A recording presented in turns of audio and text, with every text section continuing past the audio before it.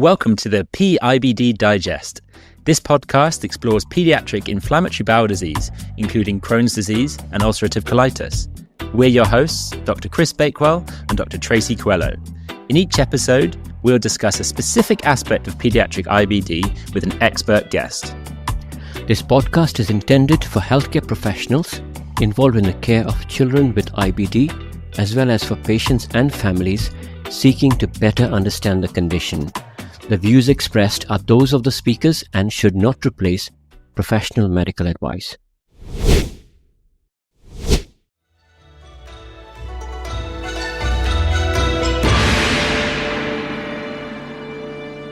Hey Chris, I hope our listeners are still basking in the warmth and the colourful vibes from our India episode. We have barely unpacked from that exotic tour, and honestly, I think I'm ready to extend my tropical holiday indefinitely. I'm not so sure if I'm built for temperate climates anymore. Hi Tracy, yeah, I can understand that. But, I've noticed something. You've stopped dropping your usual cryptic teasers before our guest arrives. I've noticed that there's been no drama, no guess the country from this obscure clue. Are you subtly telling us that you're retiring from suspense? Guilty as charged. I think I've been influenced by your cut-to-the-chase philosophy. Efficient, surgical, very Singaporean. Actually, which brings me to today's destination. Yes, we are keeping our pIBD tour exotic. We are virtually whisking our listeners away to Singapore. High-end, immaculately clean, ultra-modern, and yes, a city and a country all in one very efficient package. Yeah, that's right. Singapore is a city and its own country. In that way, I suppose it's like Monaco or the Vatican City, but with fewer priests and more skyscrapers. And I actually read a bit about Singapore. I've heard that it's a very clean place, so much so that gum is outlawed and eating on the metro is strongly discouraged unless you enjoy fines more than the snacks. And I'm thinking, with hygiene at that level, I just wonder how that hygiene hypothesis plays out for paediatric IBD there. Absolutely. And there's more. Singapore is a fascinating blend of ethnicities. So the dance between genetics and environment becomes even more intriguing. Add to that its status as a global economic powerhouse. So treatment access probably isn't the biggest hurdle. So we've got a lot to unpack. Fortunately, a guest today, Dr. James Huang from Singapore, is the perfect person to walk us through all of this. Brilliant. Well, let's dive in. From India to Singapore, as further tropical flavors unfold, the multi-ethnic lion city, from here he comes, the Chulan king of the IBD stronghold. So dear listeners of our pIBD pod household, leave no carpets unrolled. From Singapore, please welcome Dr. James Huang for brilliant IBD insights yet untold.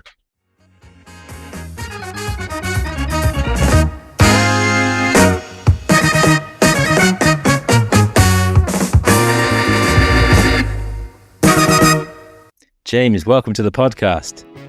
Thank you very much. What a brilliant and hilarious introduction.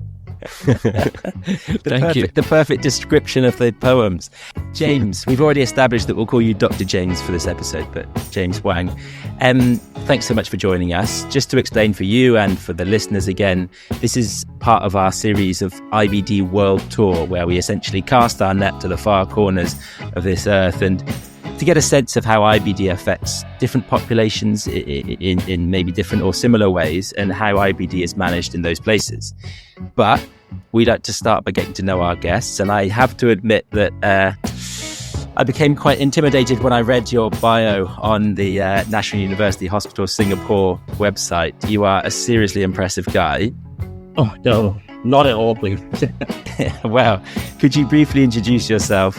Tell us about your clinical and research focus within children's IBD. Oh, okay.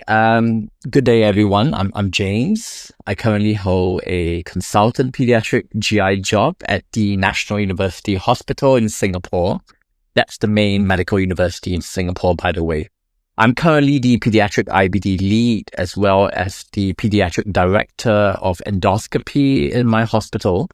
My main research in terms of Asian pediatric IBD would be in terms of epidemiological research. I'm currently one of the principal investigators of a multinational registry across much of Southeast Asia that's really looking at the evolving trends in IBD epidemiology, the incidence rates, as well as the different types of IBD clinical behaviors between the various subgroups of pediatric IBD, for instance, very early onset IBD and differences in disease behavior between the different ethnic groups of IBD patients. Fantastic, thank you. And what I'm very interested to know, given the positions that you've held and the research that you've done, is what first drew you to studying pediatric IBD within Singapore and sort of the wider Southeast Asian setting? Well, truth be said, when I first started as a registrar, about ST4 or something, my hospital was actually a liver transplant center predominantly. So we were all heavily trained in hepatology, but really deep in my heart, I always knew that I was a luminal guy, like to do interventions, and endoscopy was definitely something I liked. So inflammatory bowel disease was really a natural fit. I mean, after all, it is the prototypical luminal chronic disease. So sometime, in the past decade, probably around the time of 2014, we were seeing lots more cases of children who were coming in with severe colitis, unexplained fevers that were clearly non-infectious, a great variety of presentations, complex perianal disease, severe arthritis, orofacial granulomatosis, etc. So thereafter, I think that came the inspiration to start a data registry together with my colleague, Professor Marian Au. We started collaborating across various Southeast Asian centers from around the time of 2017 to kind of pull together our clinical experience of pediatric IBD to really see the similarities as well as the differences across the region. And this was really to get better insight into this rapidly emerging condition in Asia where published data was rather scarce. But clearly, in terms of volume, that was really not enough to gain clinical experience. So I packed my bags, and being very brave at that right in the middle of the pandemic, I went on to seek a advanced IBD fellowship at the Hospital for Sick Children in Toronto, Canada. And those in the know would know that Canada has really one of the highest incidences of inflammatory bowel disease in the world. And I would dare say that Toronto has a rather similar demographic to Singapore. It is racially diverse. I mean, they have a huge East and South Asian population in Toronto itself.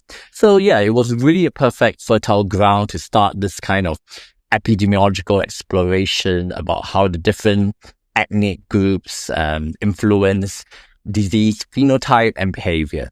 So yeah, in a nutshell, that was how my IBD journey began. Thank you. It's good to know and good to hear that the training pathway in Singapore sounds very much like our UK pathway. ST4 and all of that. To me, it's a bit of a blur, but it's all coming back. Oh yeah, we were once a British colony after all, so quite similar for that reason, I guess. Oh yes. I think it's time to get into the meat of the podcast. So my first question, now I'm not sure if you had a chance to listen to our previous episode on India.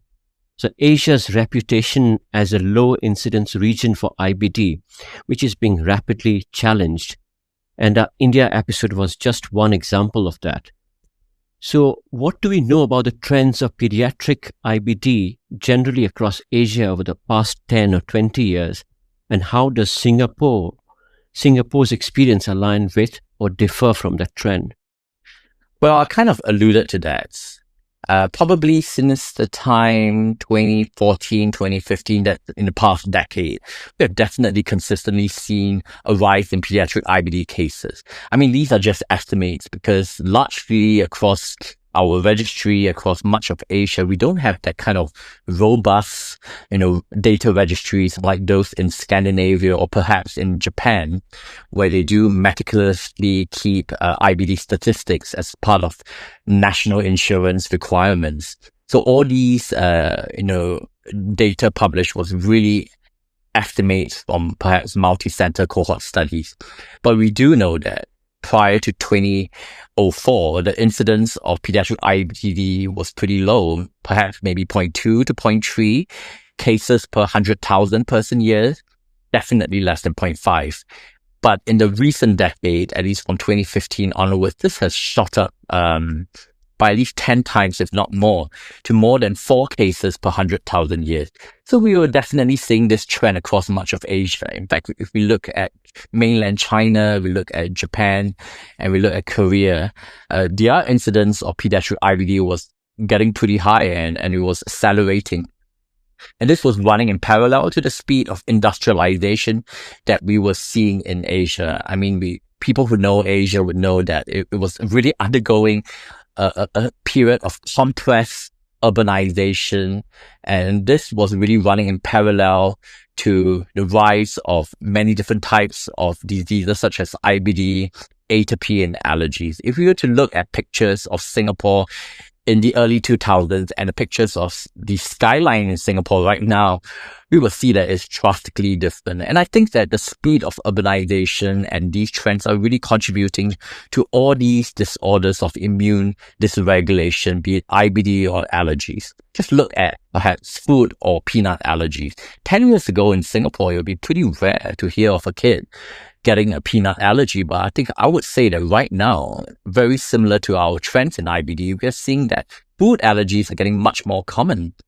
If we compare to our close neighbor in Australia, where peanut allergies have all along been pretty common, perhaps maybe about 10% of the pediatric population.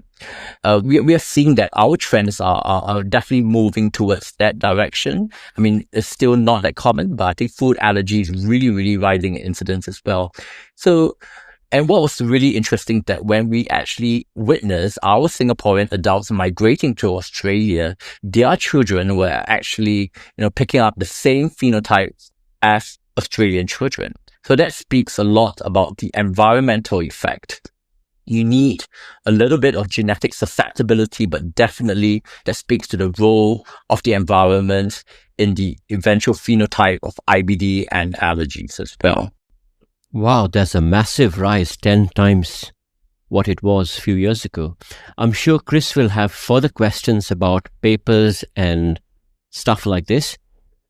But my other question, Singapore is really an urban multicultural place. And if you could give us a picture as to what kind of ethnic mix do you see in your pediatric clinics or pediatric IBD clinics? And just to give our listeners context, how is healthcare organized in Singapore in terms of access to healthcare and equity? Are there different levels of access to the public? Right. Okay. We probably know that Singapore is right smack in the middle of this hugely heterogeneous Asia-Pacific region. We have Australia and New Zealand and Indonesia in the south. And to the north, we have much of Indochina, Malaysia, and Thailand. And to the west, we have the Indian subcontinent. So geographically, we have historically attracted a huge population of expatriates. Singapore is known to be a tax haven. Our tax rates are pretty low, maybe about 10 to 20% maximum for the highest income bracket. But just looking within the indigenous Singaporean population, we do have 4 major ethnic groups: the Chinese, the Malays, the Indians, South Asians, as well as the Eurasians. And we established pretty early on that there was really a clear overrepresentation of the Indian South Asian group within Singapore. I mean, our population census was just 7 to 9% was accounted by the Indian South Asian ethnic group. But when we look at our pediatric IBD cohort, more than 30% of our cohort were actually Indian or South Asian patients. So that's clearly an overrepresentation. Even between the ethnic groups, we are seeing some differences in phenotype. For example, among the Chinese and the Indian South Asians, we tend to see more Crohn's, and among the Malays, we were seeing a little bit more ulcerative colitis. And that's quite consistent when we compare to our neighbor Malaysia in the north, where we see that the ratio between Crohn's and ulcerative colitis tends to be a little bit more 1-to-1, Whereas within Singapore, we tend to follow a kind of similar pattern to other Western cohorts, where the ratio of Crohn's to ulcerative colitis was more like 2-1. So you can see that even within the small country of ours, I mean, between the different ethnic groups, there were some clear, phenotypical differences. So if I switch gears a bit at this point towards treatment pathways, how close, I'm sure it's very similar, how closely does pIBD management in Singapore align with international guidance? And do you feel sometimes there's a need for local adaptation? And I extend my question a bit. What trends are you seeing in treatment strategies, particularly when it comes to early biologic use or treat-to-target approaches? Okay, thanks, Tracy. Well, before I address the question of treatment strategies, I must jump back and answer your previous question about healthcare access, healthcare financing, because within the healthcare sector in Singapore, making treatment decisions is intimately related to whether or not patients are able to finance the cost of treatment.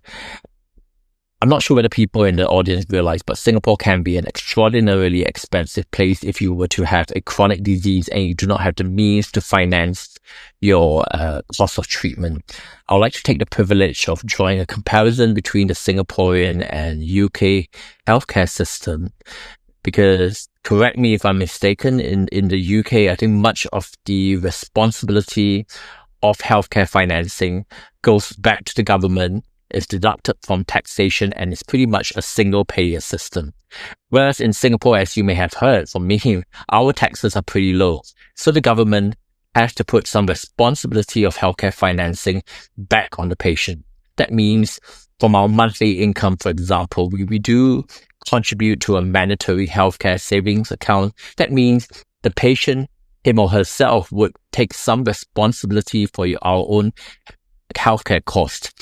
And the rest of the bill is actually shared between the government to some extent, depending on your income level, through targeted subsidies and private insurers if you do have private insurance. This is quite different from healthcare systems in Canada or the United Kingdom, where either the central government or the provincial government pretty much foots the entire bill because it is a single payer system. That means a lot. That means you don't really have much barriers to biologic initiation. Whereas in Singapore, where I would say all of the IBD physicians I know are fully aware of the treatment algorithms that we have in 2025.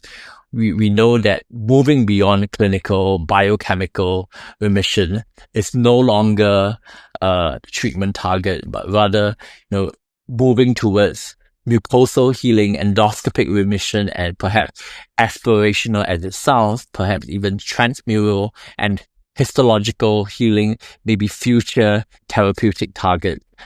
We are all aware of these targets. It's just that the process of achieving these therapeutic goals may be very variable between patient to patient, from country to country in the Asian Pacific region, depending on the extent of access and healthcare financing means. So in Singapore, it's pretty clear that the government is not going to be paying for every single biologic infusion to 100%, depending on the income level of the individual patient, as well as the individual financial means of the individual patient. But a good thing, however, with the introduction and advent of biosimilars, that has really been a game changer. I think the whole degree of access, to biologics has changed completely. Just for an example, just taking the cost of adalimumab, the originator drug was costing at least 1,000 Singapore dollars per 40 milligram pen, and that's equivalent about £600. With the advent of biosimilars that took place, thankfully, around the time where inflammatory bowel disease was rising rapidly, the cost has dropped dramatically. I mean, the cost of a Amgevita adalimumab 40 milligram pen is now less than 100 Singapore dollars. That's just slightly less than £50 per 40 milligram pen. So that's, I would say, even cheaper than prescribing 5-aminosalicylates or ulcerative colitis. So this this is also because, Singapore being a financial hub, in some way, I think we have good financial purchasing power when it comes to pharmaceuticals, and some of our biosimilar products are even cheaper than our neighbors in Philippines. So I'm happy to say that with the advent of biosimilars, I feel much more confident about meeting some of these therapeutic goals, because it places much less of a financial burden of our patients. So that means in our clinics, if we do meet a South Asian patient that comes in with complex perianal disease, we're not going to deter and, delay treatment primarily because of cost, because biosimilars have brought the cost of biologics so low such that, there will be very little reason for us to delay introduction of a biologic as first-line treatment, especially when we know that these patients will have an aggressive phenotype. So the key thing that I would say that still stands as a barrier for me is that I am fully aware that about 25% to even as high as 40% of my patients will eventually fail an anti-TNF. And that would really leave me stuck, because until we introduce biosimilars of second-line biologics, using a originator product of a second-line biologic is really hefty in Singapore. So that's really an additional incentive for me to ensure that my patients who start on an anti-TNF stay on their anti-TNF for as long as possible, particularly in the Singaporean context where we only have access to anti-TNF biosimilars as of 2025. James, you've touched on it throughout your answers, and you've done a lot of work certainly in the last couple of years, I'm sure in longer than that, looking at your population and specifically your population and how you manage them. And you touched on predicting outcome of treatment based on their phenotype and who they are and what people, maybe ethnicity or other factors that may play a role in how treatment will work. You published a paper, you were first author, I think this year or last year, might have been maybe last year, on the phenotypic differences and clinical outcomes of South Asian children within IBD, specifically looking at the Malay and Singaporean children. What was the key question you were trying to answer with that study? And on the theme of Tracy's questioning, if I could ask a second question, why is it important to specifically consider the South Asian children within that registry? I think when our registry first started in 2017, and when we eventually published our first epidemiological data in a publication around 2022, as I have mentioned earlier, we were clearly seeing an overrepresentation of the South Asian ethnicity. And there are very few places around the world where we can actually do a comparative analysis between the South Asian phenotype and a non-South Asian phenotype. And Asia is hugely heterogeneous in many ways, but strictly speaking, only the countries of Malaysia and Singapore, which you have a sufficiently diverse and multiracial population for you to do a comparative analysis. So it comes as no surprise that when we look at places such as the United Kingdom, Canada, or Australia, where these countries actually have a pretty large Indian South Asian diaspora, these centers have similarly published comparative analyses between South Asian patients and the incumbent Asian subgroup.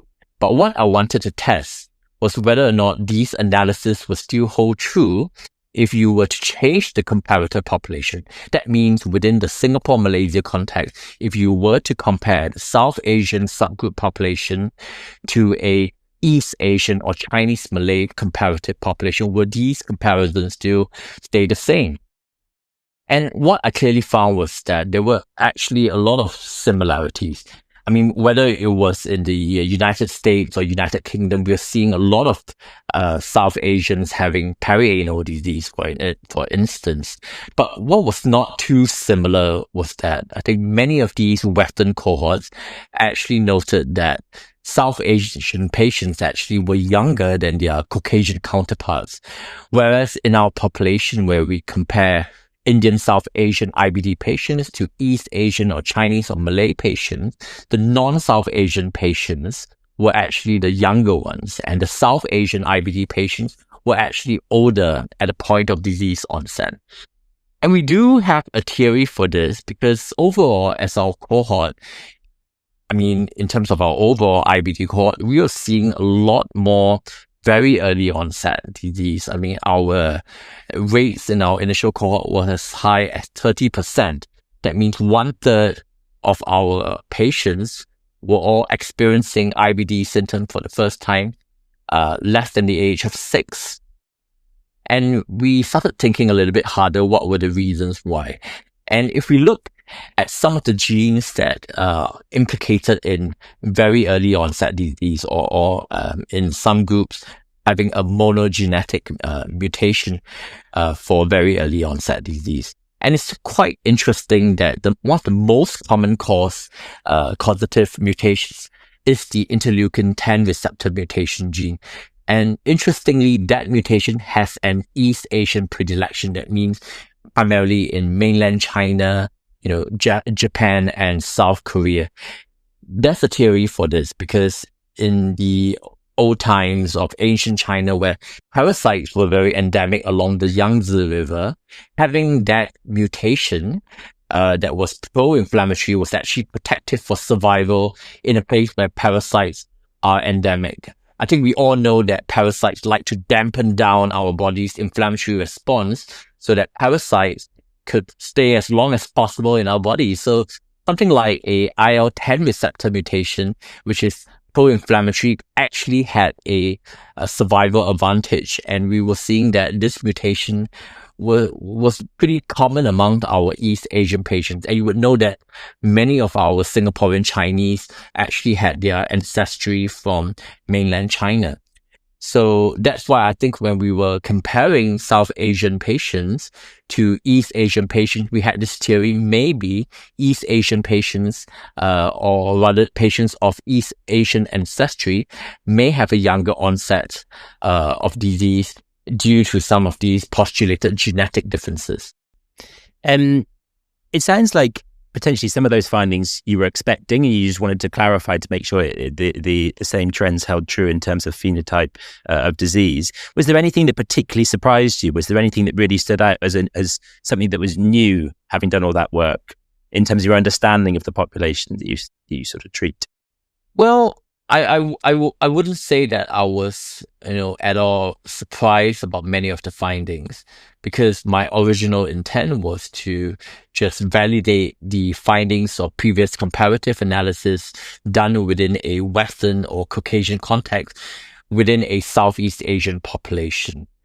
I would say that many of the findings, for example, the increased incidence of perianal disease was quite consistent in the other comparative analysis done in the UK or the United States, for example. But I did note that not all our findings in our South Asian studies were replicated in previous comparative analysis, for example, in Canada. And that really led me to appreciate how heterogeneous Asia is, because when we use the term Asian IBD, we assume that, Asia is just a homogeneous population and every single Asian would behave the same. But I think this study actually reminded me that the truth cannot be further than this.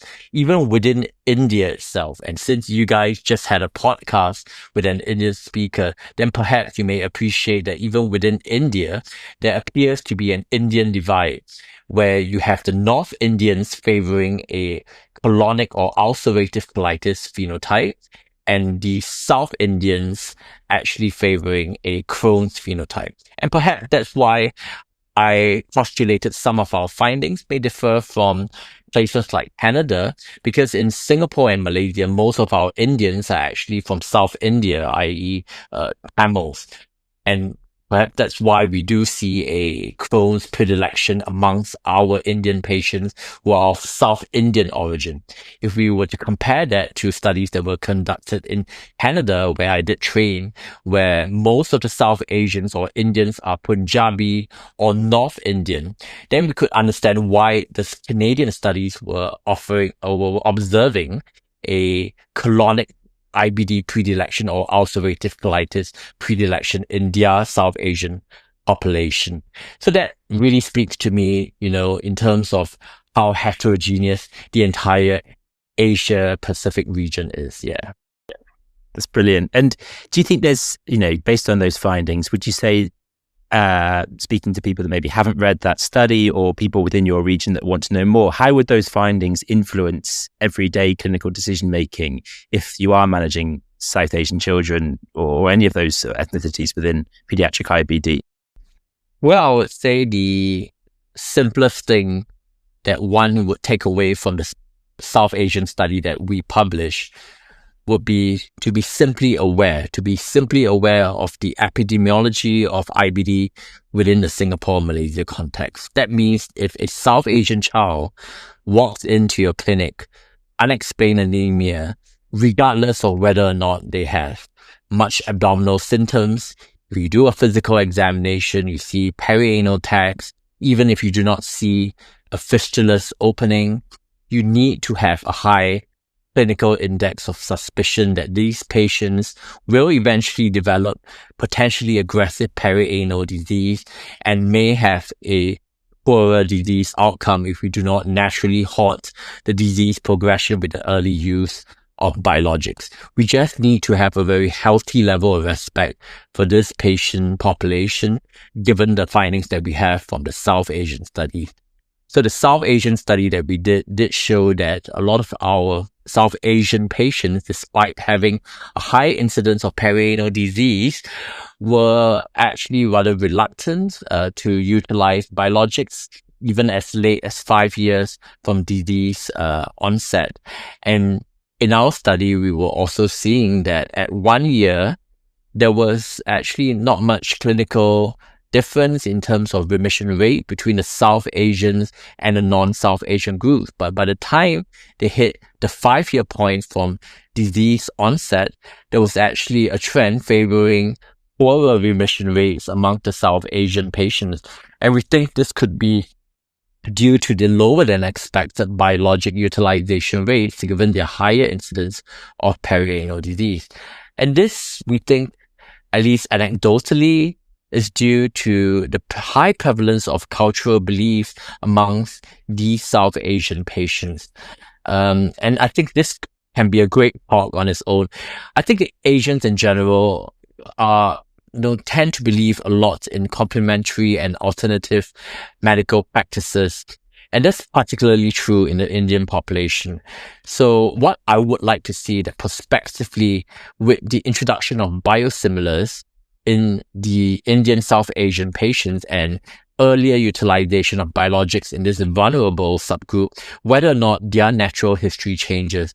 Because what we have described in the South Asian paper was largely retrospective and do not reflect the more recent paradigm shifts that we have in IBD management. For instance, utilizing biologics as early as you can when we already suspect an aggressive phenotype at disease onset. So what you mentioned about complementary medicine and the proportion of South Asians, South Indians, I suspect you're talking about Ayurveda and homeopathic medicine. So bearing that in mind, your mission, which is remission, as I hear from the various slogans on the YouTube videos that I watched, I'm not sure if you remember that. I do. So I'm sure you'll encounter challenges because some families may continue relying on these alternative approaches until things get really out of hand. I think one of your earlier questions did touch upon local adaptation of treatment algorithms and strategy. I think we need to be culturally sensitive, particularly when I'm not Indian or I'm not South Asian myself. I think this can be a lesson to our listeners in the UK or in the European Union, where you guys definitely have a racially diverse population. We need to work hand in hand with whatever cultural beliefs that our South Asian families or patients may have. We are all quite aware that many South Asian patients tend to prefer a naturopathic approach, for example, preferring a dietary-based approach as opposed to a conventional pharmacological approach to the management of IBD. I think a simple example about diet, which I tend to talk about with my South Asian patient, I tend to mention things like turmeric. Turmeric is a very common staple ingredient in South Asian cuisine. It's found in curries, for example. And to be honest, turmeric latte is one of my favorite drinks. It has been really popular in Singapore, in multiple cafes offering turmeric latte as a kind of fatty kind of drink. And curcumin, which is an active ingredient in turmeric, has been shown to have at least modest anti-inflammatory properties. And when I was training in Canada, we were giving curcumin as a supplement to patients who had, ulcerative colitis, or when their disease control was less than ideal. So when I talk about dietary modification strategies like that with a South Asian patient, I think I form kind of a connection with them, because it shows that you do have a certain respect for some of their beliefs with the use of complementary and alternative medication. So another aspect when I address the issue of adjunctive management and dietary management would be the issue of vitamin D, because many South Asians themselves are aware that Indians are predisposed to low levels of vitamin D due to skin pigmentation, and many South Asians in the know would know the importance of vitamin D beyond bone health. We know that vitamin D is a natural immunomodulator. It has natural anti-inflammatory properties. So when you talk in terms about optimizing the vitamin D level to naturally reduce inflammation in the body, I think again this resonates with that naturopathic belief that many of our South Asian and Asian patients actually have. So this is quite different if you were to come in as a hardcore GI physician, recommending multiple biologics, in which, these names of biologics tend to be unpronounceable. They sound very foreign. They sound scary. Many patients actually worry about the risk of cancer, risk of side effects. But if you come in as a well-balanced physician presenting a holistic approach, in which, you gently introduce the issue of using biologics to control their disease, but on the other hand, also having a healthy respect for the use of safe, complementary and alternative medical approaches like what we have talked about. Even things like fatigue management, the utilization of yoga and relaxation to improve physical and mental wellness. I think all these issues reflect on you as a physician being holistic, and many South Asians, from my anecdotal experience, actually respect that. So I think my advice would be, don't come across as a physician who is trying to sell, conventional pharmacological drug to them. Come across as someone who is holistic and, discuss all the points that we have talked about. That's very interesting, and I think very relevant to our population now, who I think the UK and Western civilization is going through a rebrand where a lot of people are trying to sort of focus more on holistic treatments and maybe things that we wouldn't consider as banned or definite therapies for IBD. So I think we can definitely learn something. Chris, I'm really cross with our cafe in the hospital and across the UK. Why don't we have curcumin latte on our menu? Turmeric latte. You must try that. Oh, turmeric latte. If I can't wear a white shirt, then is it going to stain me? All right. So moving on from turmeric latte to hygiene hypothesis. So with the rising pIBD incidence across the region and Singapore's reputation for being an ultra-clean, highly sanitized environment, where does the hygiene hypothesis sit in explaining these trends? So for our listeners, the hygiene hypothesis is a well-known concept for various immune-mediated conditions, including asthma and IBD. And what it suggests is that growing up in a very clean environment may limit normal exposure to germs that may help to train the immune system. Now in IBD, this missed training might make the immune system overreact in the gut, leading to long-term inflammation. Sorry, my explanation has made the question really very long. So essentially, is there any link between the hygiene hypothesis and the changing trends in IBD in Singapore? Absolutely. I'm with you on the hygiene hypothesis. I believe children should get off their devices, their iPads, their computers, go back to the time when I was a kid, play in some mud, get exposed to soil, contact some plants, get contact dermatitis, if you may. Just simply be exposed to the microbes in the environment. Because as I've earlier mentioned, we are seeing a rise in these disorders of immune dysregulation, not just IBD, but also a rise in allergies in the Singaporean population. Singaporeans who in general have a lower incidence of food allergies are definitely seeing a rise in food allergy incidence. What's interesting is that if Singaporeans migrate to Australia, then their children actually pick up allergies which are very similar to Australian-born children. So that speaks strongly about the environmental role in influencing disease phenotype. If you don't mind, I will go back to the example of the South Asians. We think that South Asian patients within their own home country in the Indian subcontinent are under some form of environmental protection, even though they may be genetically susceptible to IBD. But the minute they migrate to urban centers in the US or UK, Singapore, Malaysia, we believe some environmental change or trigger causes them to actually express a distinct and unique phenotype. I think some cohort studies have actually described an aggressive colitis phenotype that tend to be unique in this South Asian migrant population. So yeah, there's definitely a interaction between the environment when we talk about the hygiene hypothesis, the lack of green space, the increased exposure to pollution, the increased use of antibiotics that kill off beneficial microbes. And as I've mentioned earlier, we are seeing already a very high incidence of very early onset IBD in our cohort. 30% of our cohort, approximately, are children who experience their first IBD symptoms below the age of 6. So when we talk about environmental exposures, it means that these kids were exposed to some form of environmental triggers in the fairly recent past. So that must be clearly related to many of the habits associated with rapid urbanization. In fact, in places like Canada, some studies have reported that it is the children that are aged under 5 who are accounting for the fastest year-on-year increment in IBD incidence. So in summary, I think if we pay more respect to the hygiene hypothesis, we could encourage our kids to spend less time on their devices and more times dedicated to outdoorsy kind of activity.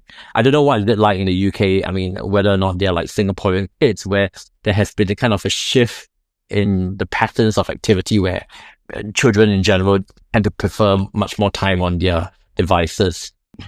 Yeah, very similar. Very similar. Yeah, exactly. I would concur fully.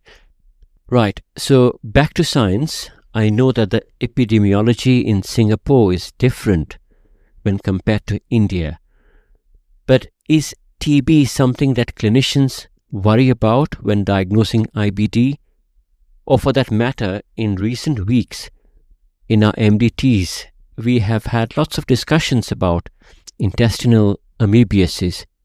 Does that enter the differentials as well, along with IBD? Yeah, that's a great question. I would say the risk of tuberculosis is by no means absent in Singapore. It's definitely not sky high, but tuberculosis has indeed seen a resurgence within our Singapore population. We need to remember that Singapore is in the middle of a really heterogeneous Asian Pacific population.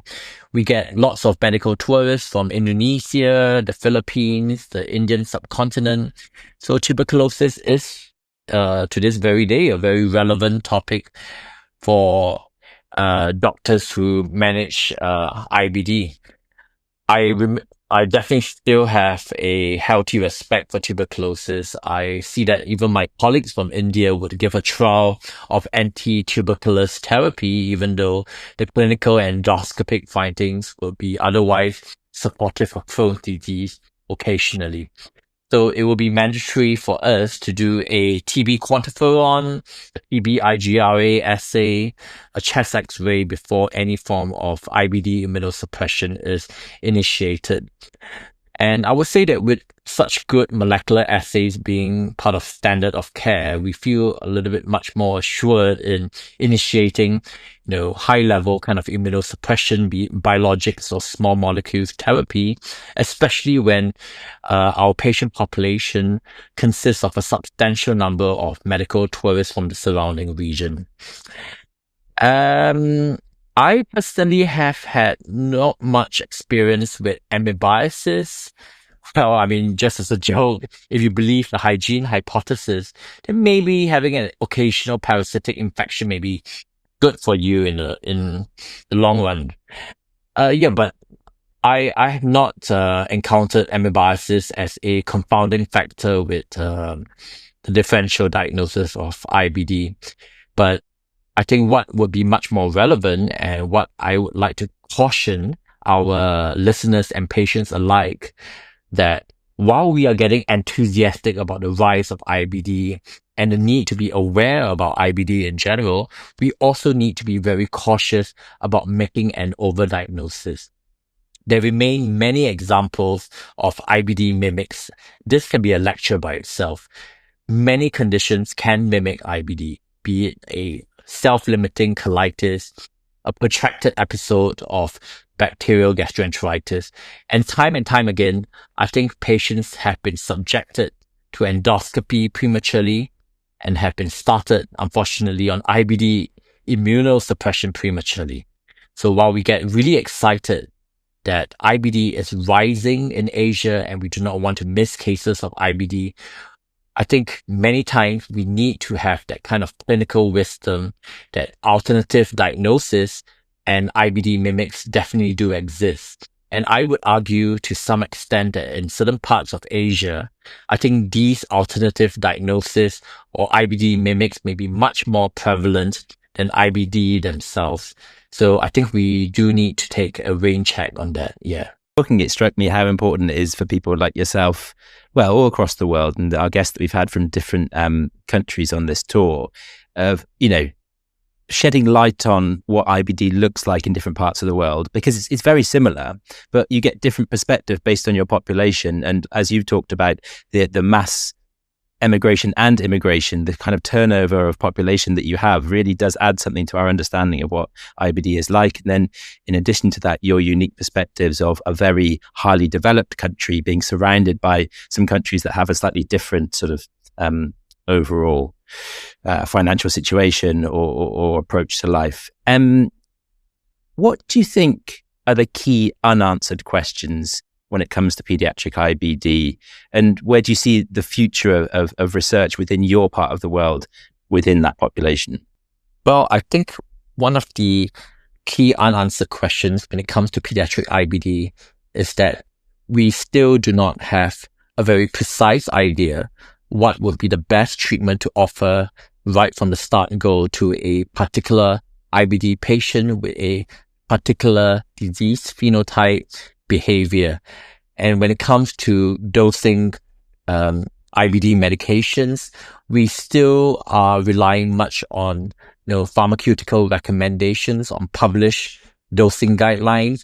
We are not individualizing drug dosing to a particular patient's extent of inflammatory burden, for example. So if you were to get me the biggest Christmas present of my life, I would like a crystal ball for my IBD patients. I would like a crystal ball that would help me prognosticate precisely which biologic will work right from the start, rather than my patients having to go through multiple levels of therapeutic failures. And if this crystal ball works well, it will even give me precision dosing so that I'll be able to dose my biologics much more accurately. I think we are quite far behind our oncology colleagues, where they can do a fantastic level of molecular phenotyping that will help them accurately decide the best therapeutic regimen for example, leukemias, for example. So I think that kind of precision medicine thing is really relevant in Singapore, because as you have heard, much of our treatment decisions are heavily intertwined with the ability for patients to finance their treatment costs.